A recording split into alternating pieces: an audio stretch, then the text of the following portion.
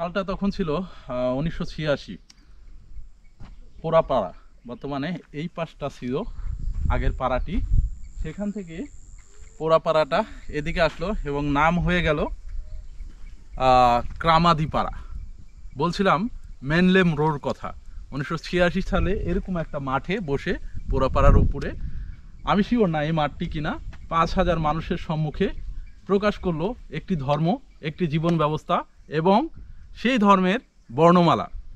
পৃথিবীতে অনেক ধর্ম প্রচারক আছে, অনেক ধর্ম আছে, কিন্তু একমাত্র ধর্ম প্রবর্তক প্রচারক যে একই সাথে ম্রোদের জীবন ব্যবস্থা গড়ে দিয়ে গেছে, ম্রোদের শিক্ষা ব্যবস্থা, রাষ্ট্র ব্যবস্থা, তাদের চিকিৎসা ব্যবস্থা সব কিছু করে দিয়ে গেছে, মাত্র 18 বছরের যুবক।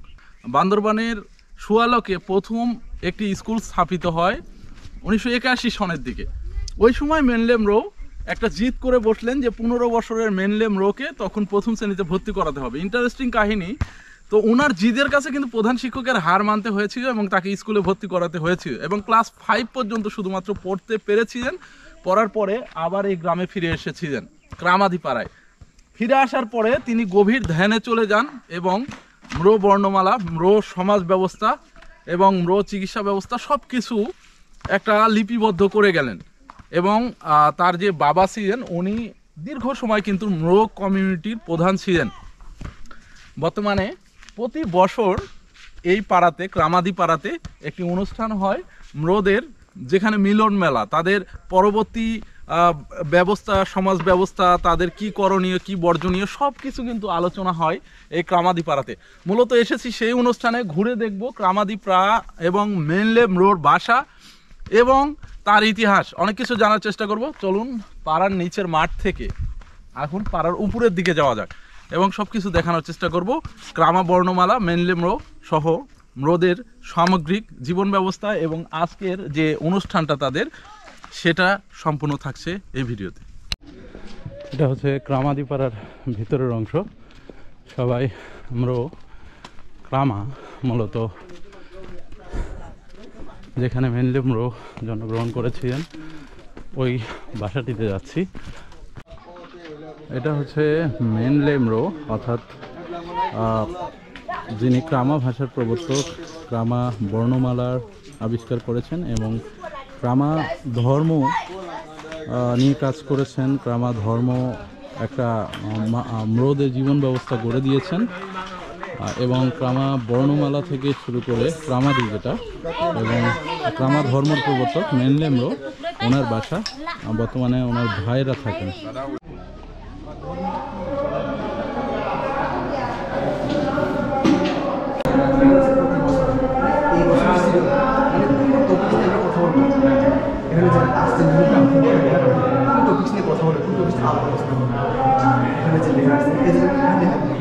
তিনটা ধরন আছে বর্ণমালা, উপরের ধরন আলাদা। তো আমরা হচ্ছে জেনারেশন যেটা ইউজ করি, যেগুলো এই যে উপরে আমরা ওটা হচ্ছে কবিতা, গল্প, এগুলো ইউজ করি। তারপর আরেকজন আছে, সেটা হচ্ছে আমরা বেশিরভাগ চিঠিপত্রে লেখার সময় এখানে 5টা টপিক আছে, এটা নিয়ে কালকে আলাদা হবে। আপনাদের সমাজ ব্যবস্থা বা ধর্মীয় ব্যবস্থা, জীবন ব্যবস্থা, এগুলো নিয়ে আলোচনার জন্য মূলত এই সম্মেলনটা।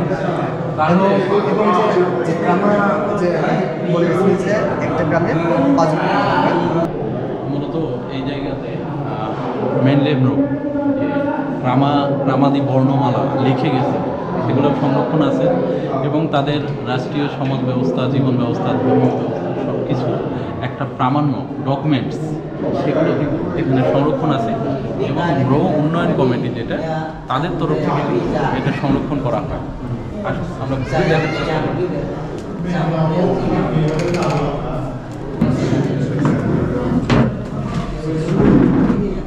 এটা হচ্ছে সংরক্ষণ কমিটি, যে মূল ভাষা সংরক্ষণ কমিটির যে একটা কমিটির সদস্যরা হচ্ছে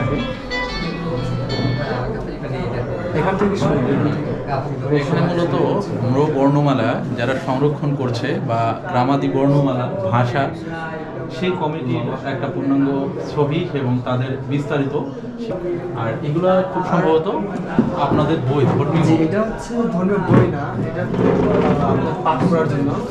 এটা হচ্ছে যে ক্লাস 2, এটা হচ্ছে ক্লাস 3, এটা কম বই মানে ইনি তো হচ্ছে মেনলেম রোড, যার জন্ম না হলে, যে মহাপুরুষের জন্ম না হলে হয়তো ক্রামাদি বর্ণমালা আসতো কোনো একটা সময়, অনেক লেটে, কিন্তু 1984 সালে ওনার হাত ধরেই, মেনলেম রো ওনার হাত ধরেই কিন্তু ম্রো সমাজ পেয়েছে তাদের বর্ণমালা, ক্রামাদি বর্ণমালা। 31টি বর্ণমালার সমন্বয়ে কিন্তু এখন শত শত যে বই লেখা হচ্ছে এই যে বর্ণমালাগুলো দিয়েই, ক্রামাদি বর্ণমালাগুলো দিয়ে। আর এগুলো কিন্তু সংরক্ষণ আছে বিভিন্ন বই এবং তাদের ধর্মীয় সমাজ ব্যবস্থা, তাদের জীবন, চিকিৎসা ব্যবস্থা, সব কিছু। এবং উনি সবসময় তাগাদ দিয়ে গেছেন ম্রো সমাজে, এটা যতটা সংরক্ষণ করা যায়, যতটা চর্চা করা যায়, যতটা করা যায়, এটা নিয়ে স্টাডি করা যায়, তত কিন্তু ম্রো সমাজ আগাবে। আর যদি সেটা ফলো না করে ক্রামা বর্ণমালা এবং ক্রামা ভাষা, ধর্ম ব্যবস্থা যদি ফলো না করে, সেক্ষেত্রে কিন্তু ম্রো সমাজ এমনিতে পিছিয়ে, সেটা কিন্তু আরও পিছিয়ে যাবে।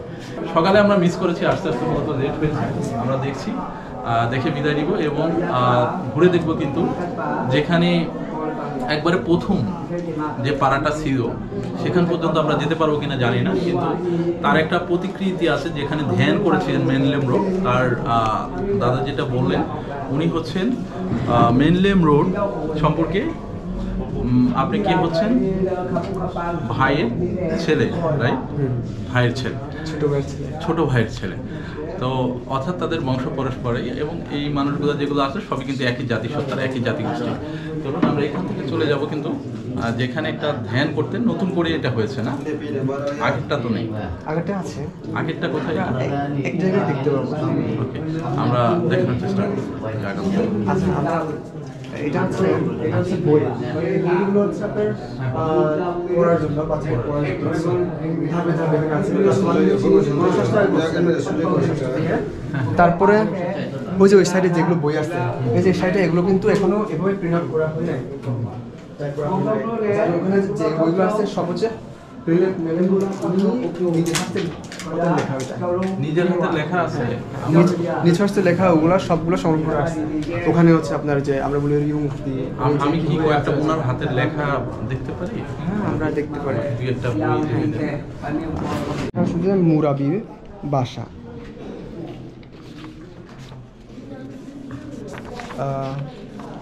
উনি হচ্ছেন র্যাংসং চাও, উনি মারা গেছিলেন।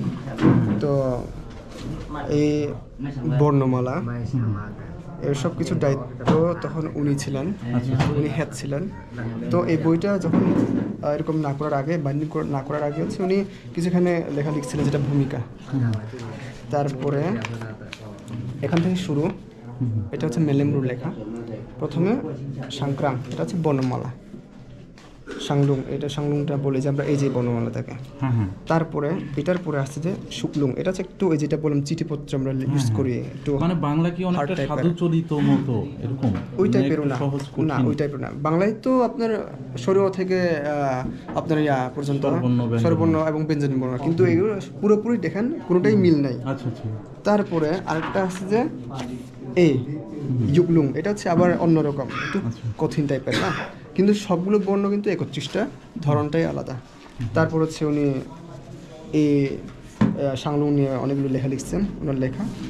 এগুলো তাহলে একদম মেনলেম নিজের হাতে যে লেখা, ওই লেখাটাই বিকল্প রয়েছে, শুধু প্রিন্ট করা হয়েছে। আচ্ছা। তারপরে উনি আবার এই যে উনার কোনো কাটা ছিঁড়া নাই, অনেক সুন্দর করে লিখে গেছে, এই যে সুন্দর করে লিখে গেছে। তারপরে এই যে ইউকলুং দিয়ে লিখছে,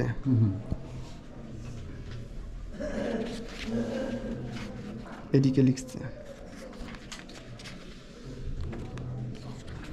এভাবে অনেকগুলো বই লিখে গেছিলেন। এবং আপনার যে ধর্মীয় গান থেকে শুরু করে কবিতা, আমরা তান্ত বলি, ওইগুলো লিখে গেছিলেন। গান কবিতার বই এগুলাতেই আছে, এগুলোতে ফাঁকে ফাঁকে আছে কিন্তু আলাদা করেও আছে। মূলত এই লেখাগুলোতে আপনি তো ক্রামাদি বর্ণমালা টোটালি জানেন, এইগুলোতে কি কি বিষয় লিপিবদ্ধ করা হয়েছে বর্ণমালার বাহিরে? এখানে আছে তং চিঠি তং চিঠি মান উনি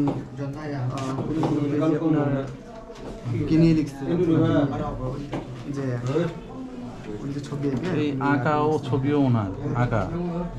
প্রথমত আমরা আমাদের আগে এই যে আমরা নমস্কার এই জিনিসটা তখন ছিল না, তো উনি আসার পর থেকে আমরা বলি যে আমি বলবো আপনি বলবেন এরকম এই টাইপের। তো উনি প্রথমে শুরু করছেন এখানে। তারপর উনি কিন্তু শুধু ধর্ম প্রবর্তক না, একই সাথে বর্ণমালা প্রবর্তক, একই সাথে কিন্তু অনেক ভালো ওই সময় একজন 18-20 বছরের একজন ছেলে, একজন ধর্মপ্রচারক, একজন মহামানব বর্ণমালা লিখেছেন, ধর্ম আবিষ্কার করেছেন। একই সাথে এই যে প্রিন্টগুলো, এগুলো কিন্তু ওনার নিজের হাতে ছবিগুলো আঁকা, এবং এই বর্ণমালার সাথে বিভিন্ন গ্রামা ভাষার বিস্তারিত সহ গান, কবিতা অনেক কিছু লিখে গেছেন, অনেক কিছু রেখে গেছেন। সেটা কিন্তু সংরক্ষণ করা হয়েছে এই ঘরে। লেবুর মাধ্যমে এটা হচ্ছে সামলুঙ্গি। তারপর এখান থেকে আপনার আমার যে ভাওয়াল যেটা আছে, আমাদের আছে যে 8টি ভাওয়াল, এখানে 8টা আছে। তো একটা বর্ণ একটা বর্ণের সঙ্গে যোগ হয়ে কীভাবে আমরা শব্দ তৈরি করতে পারবো, মূলত এখান থেকে শুরু হয়েছে কীভাবে আমরা শব্দগুলো তৈরি করবো। তারপর এই দুইটা বর্ণ মিলে একটা শব্দ হবে, এটা থেকে সুন্দর করে কীভাবে শব্দ হয় এখানে কেউ আছে। তারপরে এরপর আসলে তিনটা বর্ণ মিলে কিভাবে একটা শব্দ গঠন হয়, বা কোন কোন শব্দগুলো 3টে বর্ণ নিয়ে শব্দ গঠন হয় এটা। তারপর এদিকে আসে যে আপনার 3টা বর্ণ নিয়ে একটা শব্দ যে গঠন হয়, এই বর্ণগুলো ছন্দ আকারে লিখলে একটা ছড়া কিভাবে লেখা যায় ওইটাই আছে।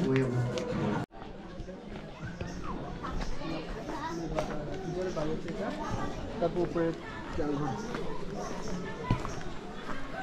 বছরে একদিনই তাহলে পাড়া এইভাবে সাজায়, এটা তো মূলত দর্শনার্থী বা যে লোক কমিউনিটি অন্য অন্য জায়গা থেকে আছে তাদের জন্যই তো এই সাজগোজটা নাকি, এই যে পিতা বা ইয়ে দেওয়া হয়েছে নাকি তাদের জন্য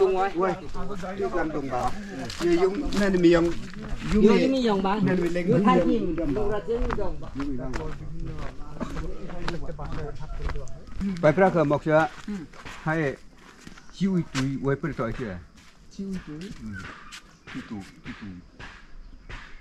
지우 루티가 뭐야? 라 감자. 유에 때 루 cầm bên 유에. yuê mua đuổi lại chưa Em cười không biết mà. Yu cười, yu bagan chẳng yu. À cười tầng này bagan cười. được không bà Or kiong mà lu vậy là kiong cái tăng kiu vậy. Mà kiong cái tăng kiu vậy là lu vậy. এই জায়গাগুলো, এটা আমি দেখছি কোনো grape আছে অন্য কিছু।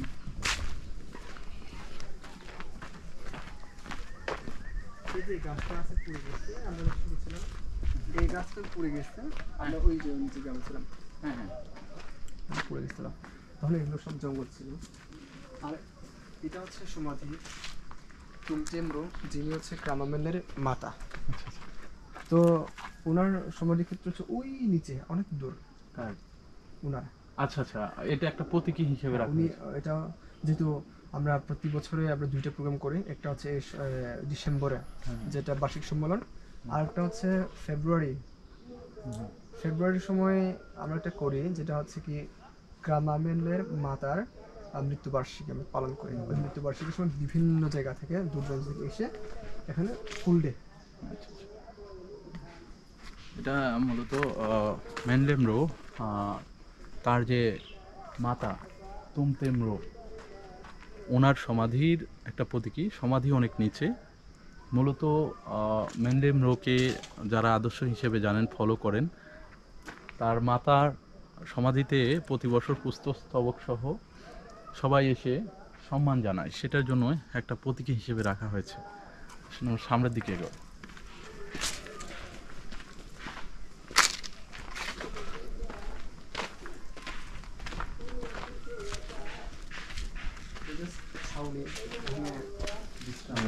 যারা আসবেন দূর দূরান্ত থেকে যারা আসবেন, যারা এই পথে যাতায়াত করবেন তাদের যদি কোনো ক্লান্তি লাগে এখানে রেস্ট নিতে পারবেন। এবং এবং এখানে এখানে যারা প্রার্থনা করতে আসবে হুম। তাদের যদি জনসংখ্যা বেশি হয় তখন এখানে থাকবে। আচ্ছা আচ্ছা এটা হচ্ছে মূলত সে ধ্যান ঘর, আচ্ছা মেলের ধ্যান ঘর, গ্রাউন্ডে মেলের ধ্যান ঘর এটা। আর ভেতরে যেহেতু আমরা কিছু ম্যাক্সিমাম করতে পারবো না, দেখতে পারবো না, ওখানে আছে যে আপনার পাথর আছে, ওই দিকতে পাথর আছে। একটি পাথর এবং একটি ঘর যেখানে মেনলেম রো দীর্ঘ সময় 2-3 বছরের মতো কম বেশি হতে পারে প্রার্থনা করতেন। তাদের স্রষ্টা যে আপনাদের স্রষ্টা দাদা কি যেন নাম, আমরা তিনি থুরাই বলি। থুরাই, রাইট, থুরাইয়ের কাছে প্রার্থনা করতেন যে সব জাতি গোষ্ঠীর ভাষা আছে, বর্ণমালা আছে, মোরদের ভাষা আছে, নিজস্ব কালচার আছে, সংস্কৃতি আছে, আমাদের কেন বর্ণমালা নেই। সেই কিশোরের বয়স না পেরেতে যখন যুবক হয়েছে তখন থেকে এমন একটি ঘরে এটা মূলত রাখা হয়েছে প্রতীকী হিসাবে, রাইট? এটা তো উনি সরাসরি যেখানে প্রার্থনা করতেন সেই ঘরটাই কি এটা? হ্যাঁ, তখন কোনো ঘর ছিল না, সব হ্যাঁ, জঙ্গল, জঙ্গল। এই যে গাছ একটা পাথরের উপরে ধ্যান করতেন, ধ্যান করতেন। সেই পাথরটা এক্সাক্ট এখানে রাখা হয়েছিল, রাইট? রাখা মানে এখানেই পাথর, এখানেই পাথর, তার পাশে ঘর উঠাইছে চারিদিকে। তো বলা যায় যে সেখানে সে ধ্যানে না গেলে সেখানে যদি সৃষ্টিকর্তা থুরাই, রাইট, থুরাই যদি তার উপরে সেই ক্ষমতা না দিত, হয়তো ক্রামাদি বর্ণমালা এবং ম্র জাতিগোষ্ঠী একটা নিজস্ব লিখিত বর্ণমালা পেত না। সেই জায়গাটিতে প্রতি বছরই হাজার হাজার অতিথি এবং ম্র সম্প্রদায়ের জাতিগোষ্ঠীর মানুষেরা এসে কিন্তু সম্মান জানায় ম্যানলেম রো, যেখানে যে পাথরে বসে ধ্যান করতেন। এখানে প্রার্থনা মনে হয় সকালে করা হয়েছে না, রাইট?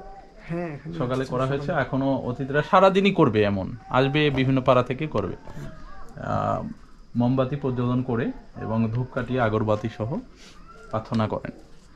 আমরা বিদায় নিব ক্রামাদি পাড়া থেকে, এবং তার আগে জাস্ট এতটুকুই বলা যে প্রতিটা জাতি গোষ্ঠীর ধর্মের নিজস্ব একটা ভঙ্গিমা আছে, নিজস্ব একটা রূপরেখা আছে।